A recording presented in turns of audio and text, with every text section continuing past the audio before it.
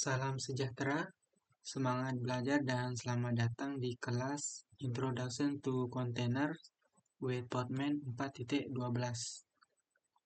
Pada kesempatan ini kita akan membahas mengenai latihan yang ada pada section 8.5 yang membahas mengenai Container Orchestration with Kubernetes and OpenShift. Pada latihan ini kita akan belajar mendebug dan mendeploy sebuah aplikasi multi-container ke dalam Red Hat OpenShift Container Platform atau RHOCP. Di akhir sesi latihan ini kita diharapkan akan memiliki kemampuan untuk memverifikasi dan memperbaiki konfigurasi dari object service dan object deployment RHOCP. Kita juga diharapkan akan memiliki kemampuan untuk mendeploy RHOCP object. Pada latihan ini, tugas kita adalah mendeploy aplikasi Quartz ke dalam RHOCP.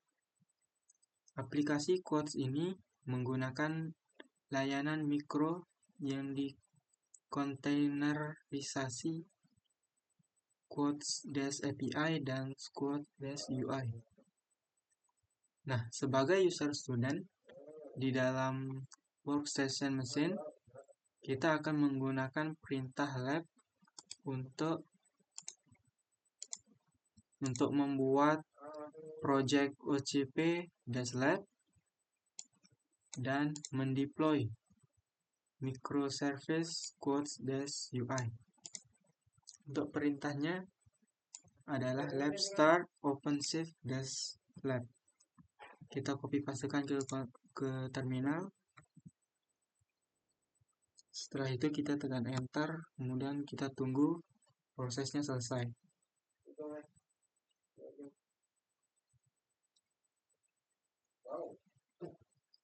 Ya, di sini dapat kita lihat ada 5 permasalahan yang harus kita selesaikan. Yang hal pertama yang harus kita lakukan adalah membuka terminal baru dengan klik file, kemudian ke new tab.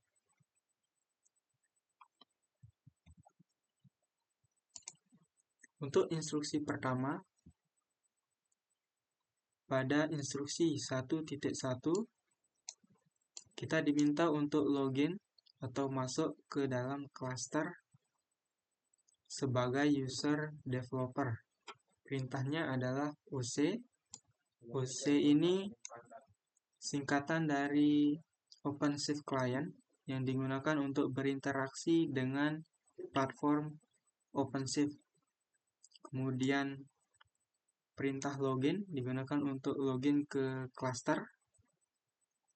Kemudian di sini ada opsi -u, u artinya username. Di sini digunakan untuk menentukan nama dari username-nya. Nah, nama username yang kita gunakan di sini adalah developer. Kemudian di sini ada opsi -p atau -p. P artinya password. Opsi ini digunakan untuk menentukan nama password. Nama passwordnya di sini juga sama dengan username, adalah developer. Kemudian di sini ada backslash, digunakan untuk berpindah baris. Ini bertujuan agar kode program kita tidak terlalu panjang dalam satu baris. Tujuan lainnya adalah agar kode kita ini mudah dibaca. Kemudian di sini terdapat URL endpoint API dari cluster OpenShift. Kita copy pastekan saja kodenya ke dalam terminal. Kita akan menggunakan Open Text Dialog. Kemudian tekan send. Tunggu prosesnya dulu. Kemudian enter. Di sini terdapat tulisan successful. Kemudian kita diminta untuk memastikan. Kemudian di sini kita pada instruksi 1.2 kita diminta untuk memastikan apakah kita menggunakan project ocp-lab. Perintahnya adalah oc, kemudian project, kemudian nama projectnya apa. Kita copy pastekan perintahnya ke terminal, kemudian enter.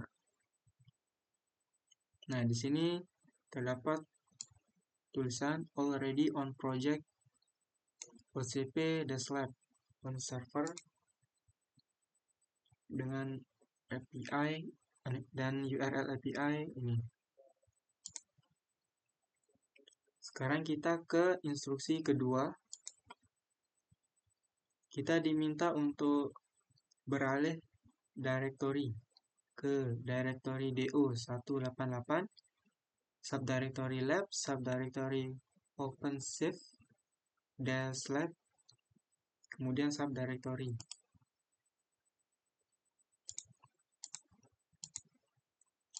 Directory ini berisi file course.api YAML yang dibuat oleh kolega kita.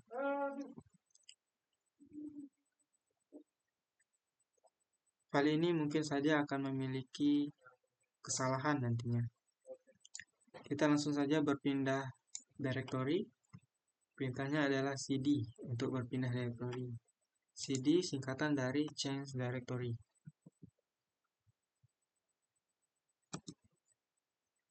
Di sini dapat kita lihat kita sudah berpindah directory ke directory OpenShift-lab.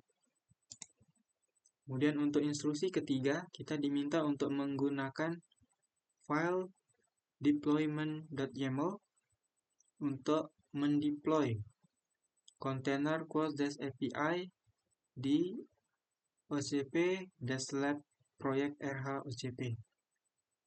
Kemudian kita langsung saja ke solusi dari instruksi ketiga. Pada instruksi 3.1, kita diminta untuk membuat penerapan dengan menggunakan file deployment.yaml. Di sini artinya adalah kita akan membuat objek baru di dalam cluster dengan perintah oc, kemudian create. Create ini adalah perintah untuk membuat objek baru di dalam cluster. Kemudian opsi -f atau -f, f artinya file. Opsi ini akan menentukan file yang berisi definisi dari objek yang akan kita buat. Nah, nama filenya adalah deployment.yaml. Di dalam file deployment.yaml ini berisi definisi dari objek yang akan kita buat. Kita copy pastekan saja perintahnya ke dalam terminal.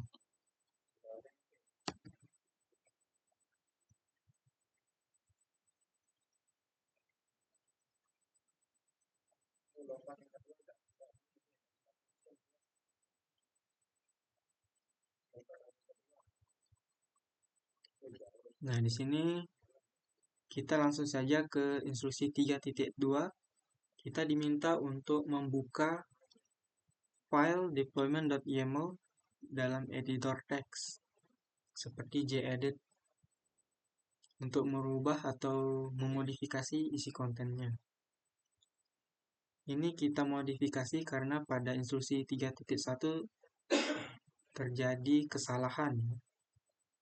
Kesalahannya ini adalah penyebaran mendefinisikan port aplikasi dengan label app sama dengan course.api.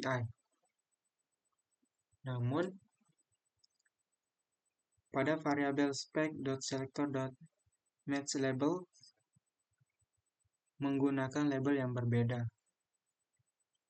Kita langsung saja, kita akan membuka file deployment.yaml menggunakan gedit.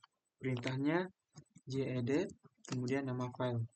Di sini nama filenya deployment. deployment.yaml. Kemudian enter. Ya. Kemudian kita modifikasi konten dari file deployment.yaml ini dengan menambahkan variabel baru bernama match label. Kemudian di dalamnya juga ada variabel bernama app. Ini kita tambahkan di dalam variabel spec di bawah variabel selector.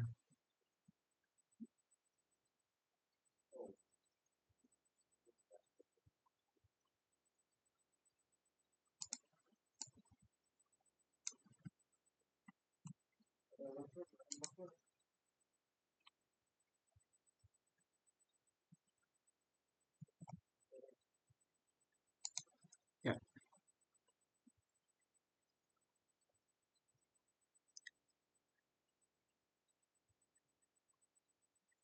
Kemudian di sini kita juga akan menyalin isi konten dari quotes dari variabel template, metadata, kemudian ke labels, kemudian ke app.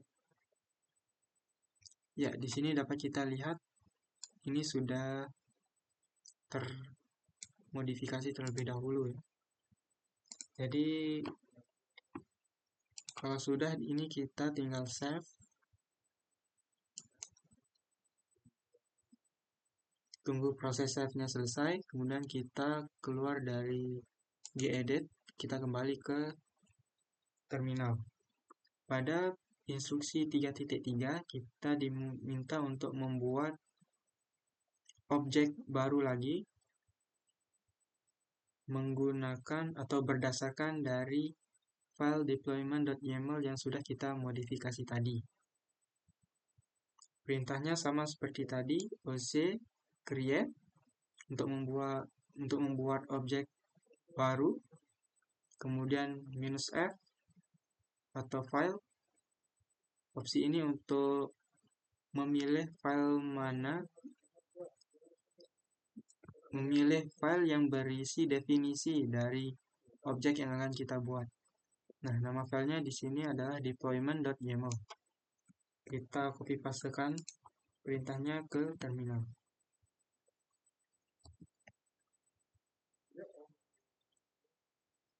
Nah, di sini terdapat catatan. Kita dapat mengabaikan peringatan keamanan pod untuk latihan dalam kursus ini. Red Hat OpenShift menggunakan pengontrol security constraints untuk menyediakan pengaturan default yang aman bagi keamanan pod. Kemudian pada instruksi 3.4 kita diminta untuk memverifikasi bahwa pod cross-API aplikasi sudah berjalan dengan baik. Perintahnya adalah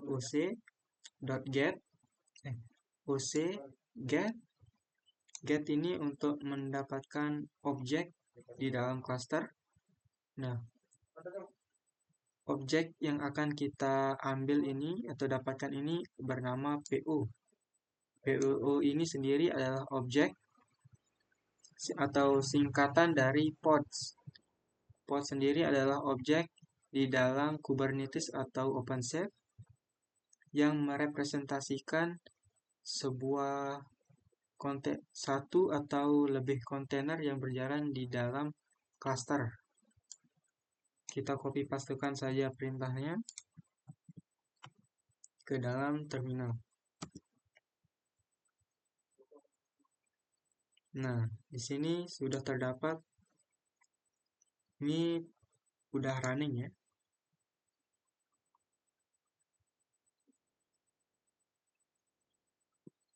Kita langsung saja ke instruksi 4. Di sini kita diminta untuk menggunakan file service.yaml untuk mengonfigurasi network quotes-ui container dalam proyek OCP-lab.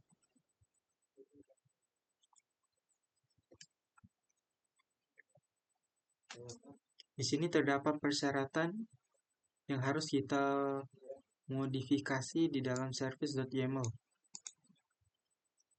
Yang di sini yang pertama penampung quotes-ui harus menjangkau quotes-api penampung di URL quotes-api dengan port 8080. Untuk poin kedua, secara default kontainer quotes.api mendengarkan di port 8080. Kemudian kita terapkan quotes-ui container setelah quotes-api container tersedia di host quotes-api. Kita diminta untuk memulai ulang quotes-ui aplikasi jika diterapkan dalam urutan yang salah. Sebagai catatan, jika kita melakukan kesalahan, hapus dan buat ulang service objek tersebut. Kita langsung saja ke solusi keempat. Pada instruksi 4.1 kita diminta untuk membuka file service.yml. Perintahnya adalah gedit, kemudian nama file service.yml.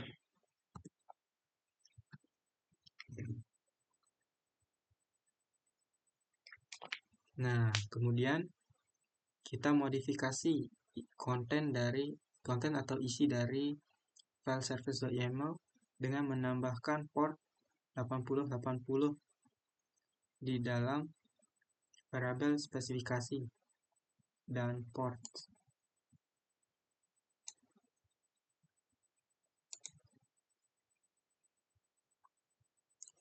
Ya, di sini portnya 3000 kita ubah ke 8080.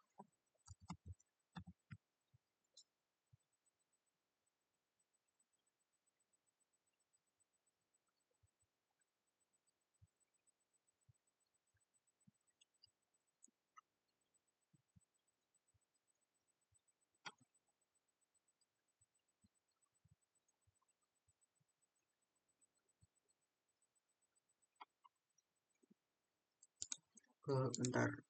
Nah, jika sudah, di sini juga kita diminta untuk mengubah konfigurasi dari variabel target port menjadi port 8080. Sedangkan di sini portnya adalah 3000. Kita hapus, kemudian kita ubah ke 8080.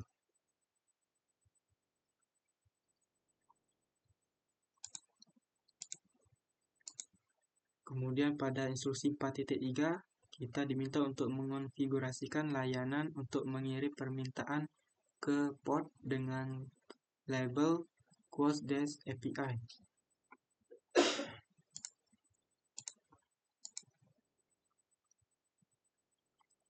Nah, di variabel selector, kemudian di variabel app, kita modifikasi nilainya menjadi quotes-api. Kemudian pada instruksi keempat, kita diminta untuk mengonfigurasikan layanan agar tersedia pada quotes-api host.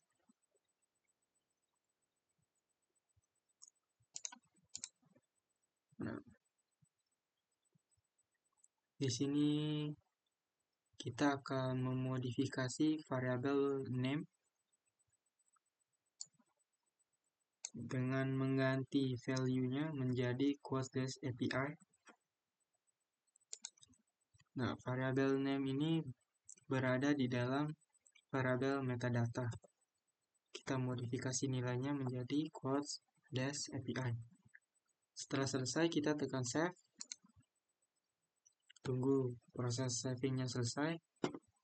Setelah itu kita keluar, kita kembali ke terminal. Pada instruksi 4.5 kita diminta untuk membuat objek baru berdasarkan dari file service.yml yang sudah kita modifikasi tadi. Perintahnya sama, oc, kemudian create untuk membuat objek baru di cluster, kemudian opsi -f, file, untuk menentukan file yang berisi definisi dari objek yang akan kita buat. Di sini nama filenya service.yml. Kita copy pastekan ke terminal, kemudian tekan enter.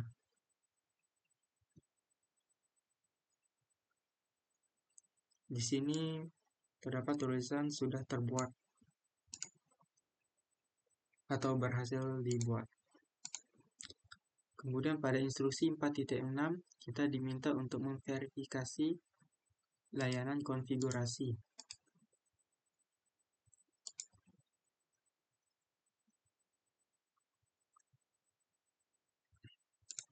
Di sini perintahnya adalah oc, kemudian describe untuk mendapatkan describe secara mendetail dari objek di dalam cluster.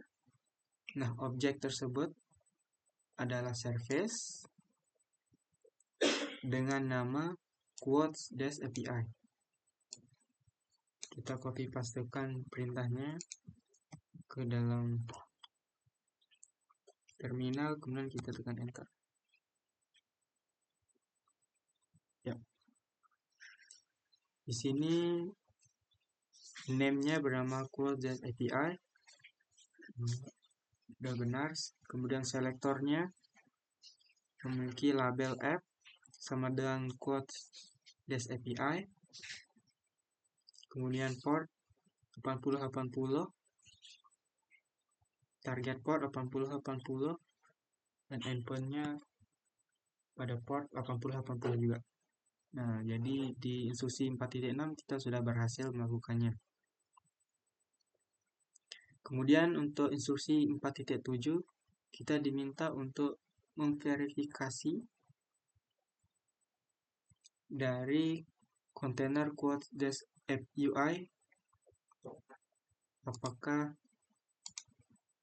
apakah dia masih gagal. Kita copy pastekan perintahnya oc.get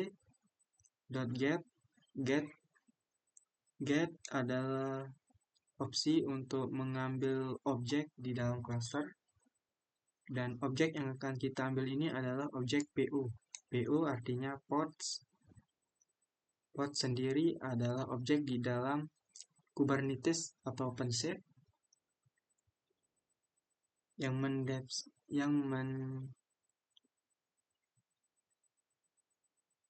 merepresentasikan satu atau lebih kontainer di dalam cluster. Kita copy pastekan perintahnya, kemudian paste di terminal, dan enter.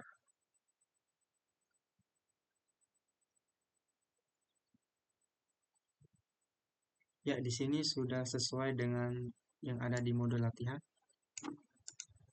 Artinya kita sudah berhasil. Kemudian untuk instruksi 4.8 kita diminta untuk merestart kontainer quotes-ui. Kita dapat menghapus kontainer yang berisi label app sama dengan quotes-ui dan membiarkan quotes-ui memuat ulang kontainer tersebut. Di sini perintahnya oc, kemudian delete untuk menghapus objek di dalam cluster. Objek yang akan kita hapus ini adalah objek pod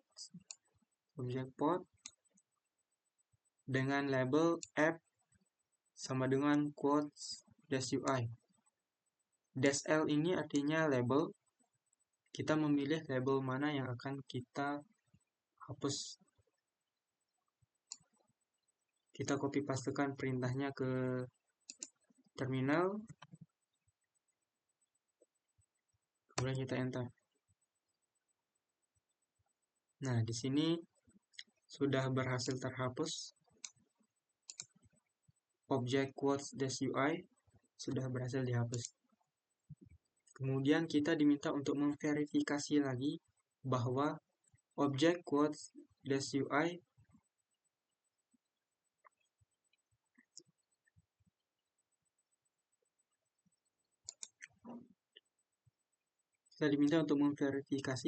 quotes-ui penerapan tersebut membuat kontainer baru. Perintahnya adalah oc.get untuk mendapatkan objek di dalam cluster. Objek yang akan kita ambil atau dapatkan ini adalah objek PU atau pods. Kita copy pastekan perintahnya ke dalam terminal. Ya.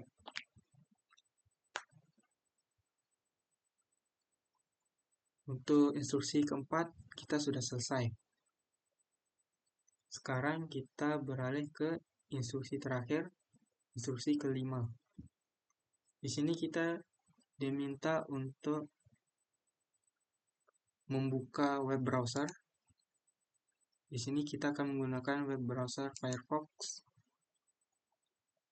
Kita diminta untuk menavigasi ke URL quotes-ui.lab.apps.ocp4.example.com.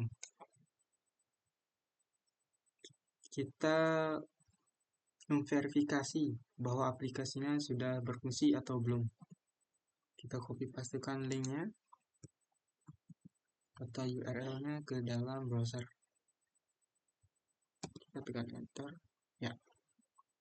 Di sini sudah terlihat semua aplikasinya sudah muncul ya. Berarti kita sudah berhasil. Dan jika kita kembali ke terminal, pada semua permasalahan ini akan sudah terselesaikan. Artinya latihan pada section 8.5 ini sudah kita selesaikan atau berhasil kita lakukan. Langkah terakhir adalah kita akan melakukan finish untuk menghapus semua sumber daya yang telah kita buat pada latihan ini. Perintahnya adalah lab finish OpenShift-lab. Kita copy pastekan ke terminal. Kemudian kita bisa tekan enter dan lab ini akan berakhir, akan menghapus sumber dayanya. Untuk cara yang kedua kita juga bisa menekan di keyboard huruf Y, maka ini akan menjalankan perintah lab finish OpenShift-lab. Ya, tunggu prosesnya selesai. Ini adalah proses untuk menghapus semua sumber daya yang sudah kita buat di latihan ini.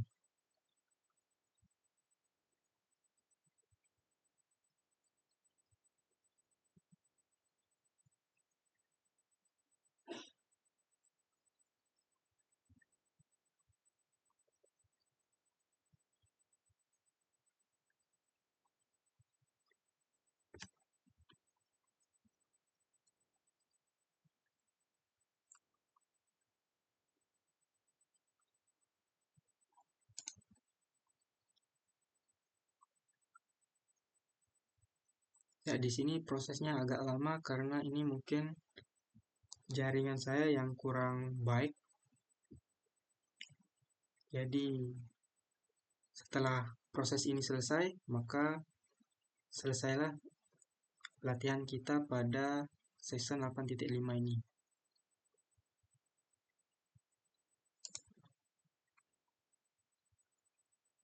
Sekian dan terima kasih.